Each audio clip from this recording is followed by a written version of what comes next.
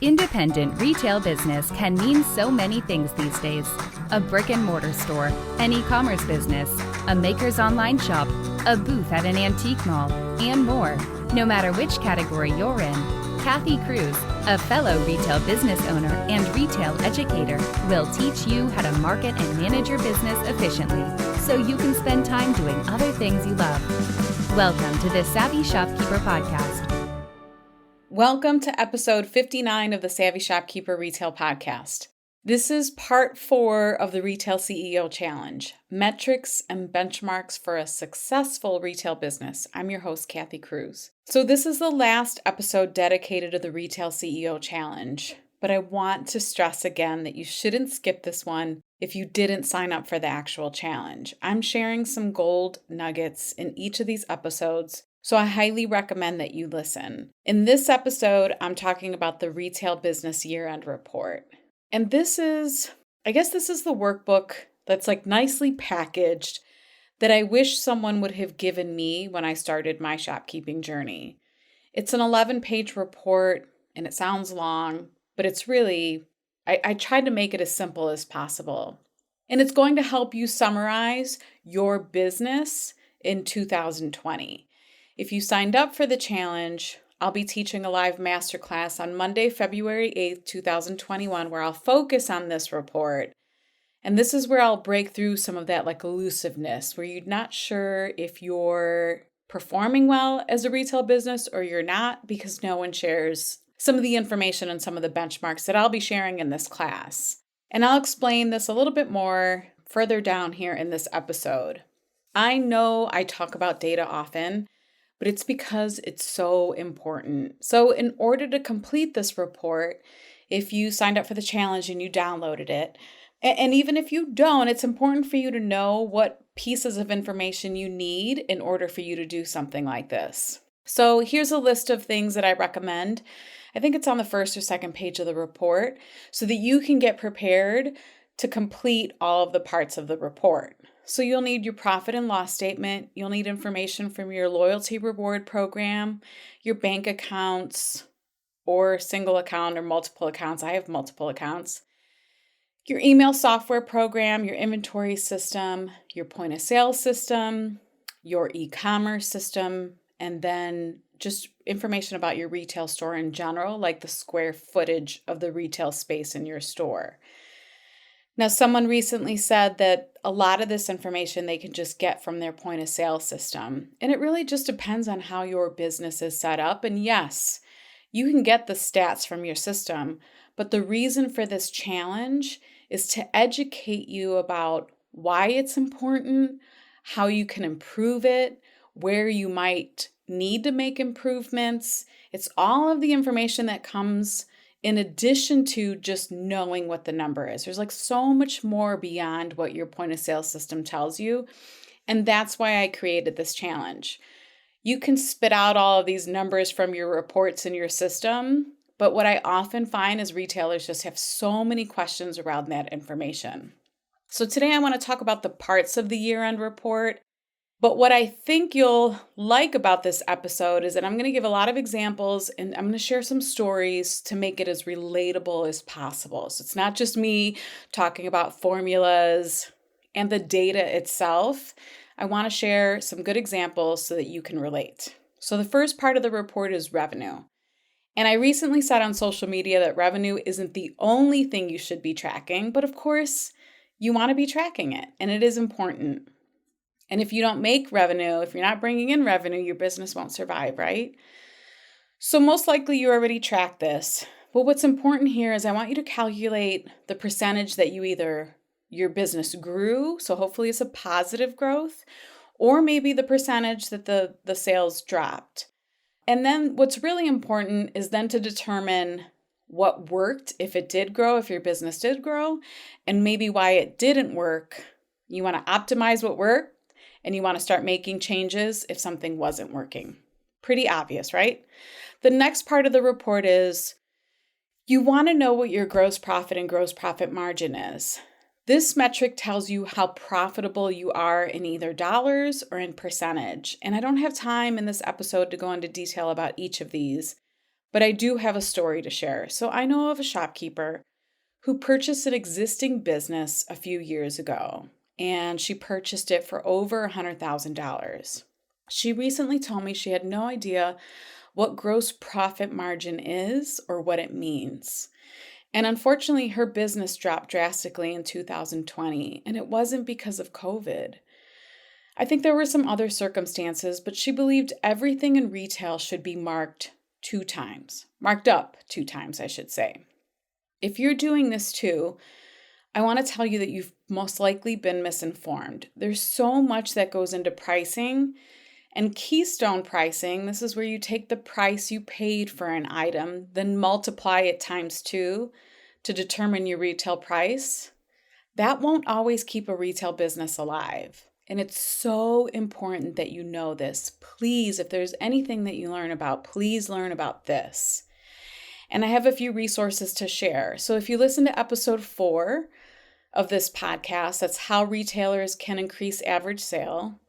Listen to episode 44, the retail profit pie. There's more information on this topic. And then I also wrote a blog post a couple years ago on how to price products in a retail store. I also linked another really helpful article within my blog post to help you on this topic. So I thought I'd just share those. Just because I can't go into much more detail on this episode, those could be really helpful to you. And if you join the challenge and you're going to be part of Monday on February 8th, part of that class, I'll go into a little more detail there, of course. So next on the report, the year-end report, is cash flow. And cash flow is the amount of money flowing through your business each month. Of course, we want more sales coming in than expenses going out. But the number one reason a retail business fails today is its inability to manage cash flow. This episode is brought to you by Flowdesk. Email marketing shouldn't be so hard. That's what I thought for years when I struggled using another software program to design and send emails for my retail store. Then Flowdesk came along.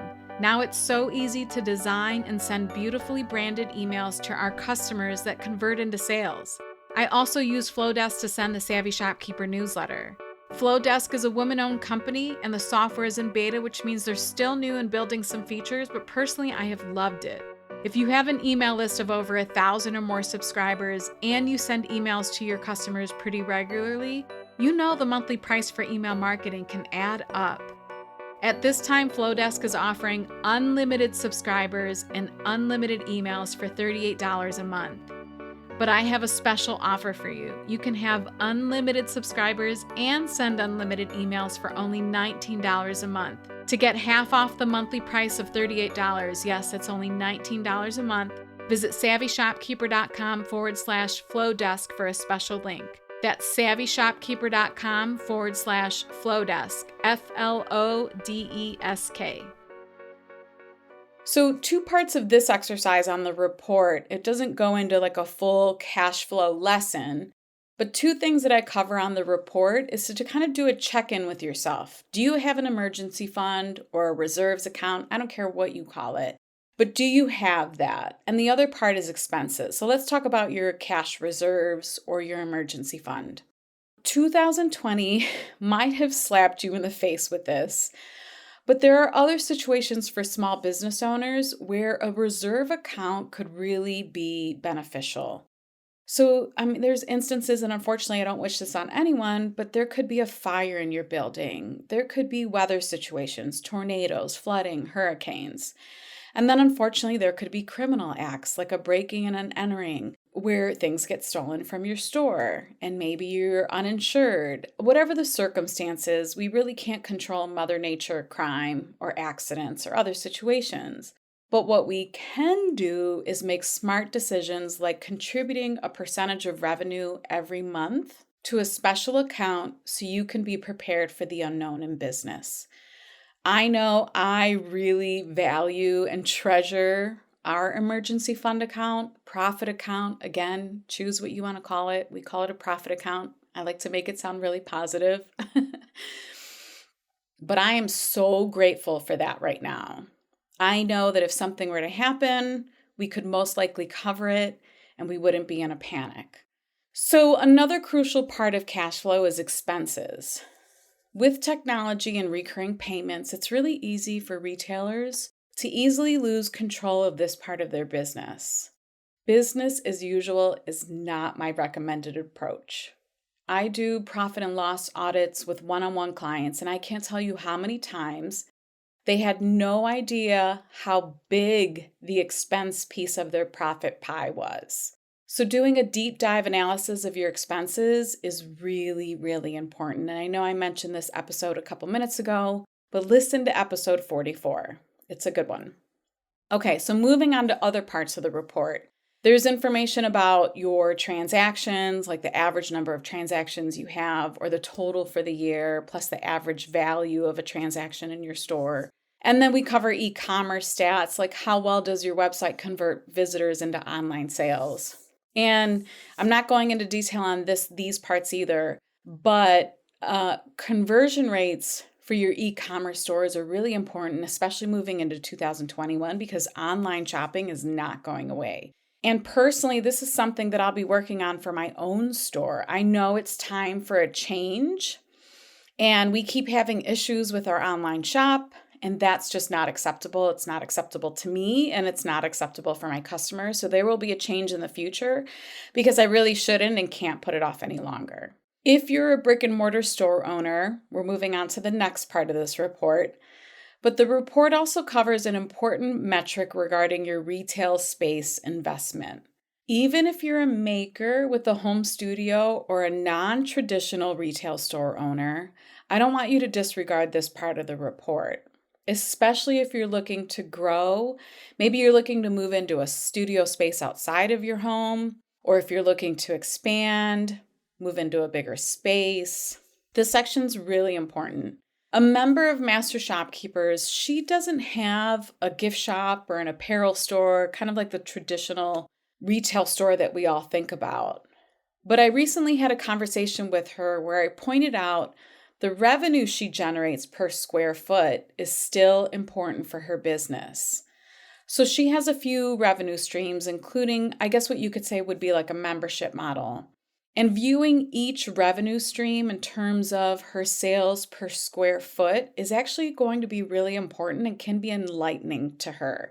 So she's going to work on this in the next month. So I just want to make sure that you understand that even if you don't have a gift shop or you have something that's a little unique, I'm trying to think of like a situation. Maybe it's a bike shop with a bike course inside of it and people purchase, hourly rates. There are things that you should be doing to determine what your sales per square foot is, even if you don't have a traditional retail store. I hope that makes sense. This episode is brought to you by Tundra. Tundra is an online marketplace for retailers in the United States and Canada. And what I really like about Tundra is that they eliminate transaction fees and markups. As a result, Tundra empowers their community of buyers and suppliers to keep reinvesting in themselves. As a Shop Small advocate and a buyer for my own retail store, I appreciate that the makers aren't taking a hit on their profit margin when I order from them on Tundra.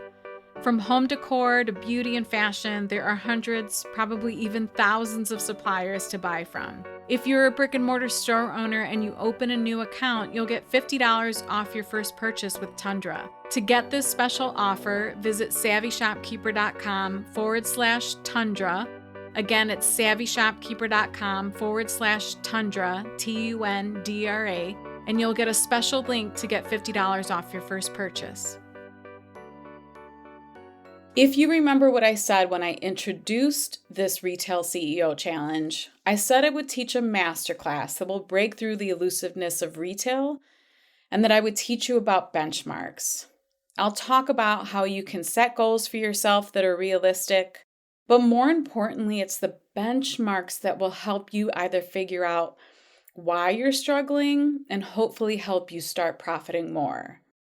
So I have a good example of this because I know sometimes when I say metrics and benchmarks, retailers don't know exactly what I'm talking about. So I had a one-on-one client who couldn't understand why she was struggling so much. When we walked through her profit and loss audit, I found her rent to sales ratio was well over 30%. Ideally, for most retails with brick and mortar spaces, your rent to sales ratio should be between 6 and 10%.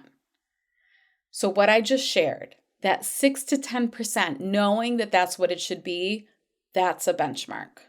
Moving forward, I want to say that I don't want the word ratio to intimidate you, because this is really simple. It's how much of your revenue is being used to pay for rent. Like that's really it. How much of your rent is being used to pay for rent? So I have an example. If you take what you pay in rent for the year, you want to do it for a whole year. So let's say, for example, you pay $1,000 a month in rent. That's $12,000 for the year, right? You take your total revenue, and for the sake of this example, let's say you generated $150,000 in revenue for the year. So you divide your total rent for the year, that's the $12,000, by your total revenue for the year, $150,000 in this example, and that equals 8%. In this example, the person is right within the benchmark. It's a healthy number, a healthy percentage that's going towards their rent for the year. And seriously, that's it. That's it to the calculation, to the formula. It's really simple. What's important here is that so many retailers have no idea what their benchmark should be, that 6 to 10%. My client was well above 30%, and holy smokes, like no wonder why she was struggling so much, right? The space you use for your retail business is an expense, and it can be a really substantial one.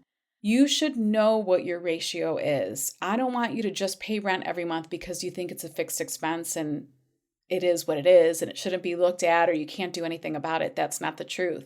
Knowledge is power. Moving on to the next part of the report, and we'll talk about other KPIs like customer loyalty and inventory value, but one final metric that gets covered in the report, and that should be given more weight by retailers, it's often neglected, is inventory turn.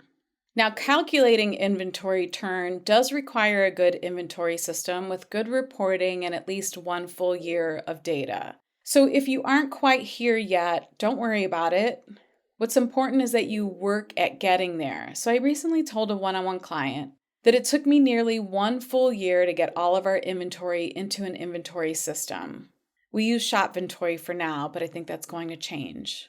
Now, I can run a dead inventory report. For instance, I can run a report that tells me anything that's been in inventory or in our store for over 180 days or 120 days, like you set the time frame. But information like that can be really helpful. I can also calculate inventory turn now that I have a full inventory system. You see, when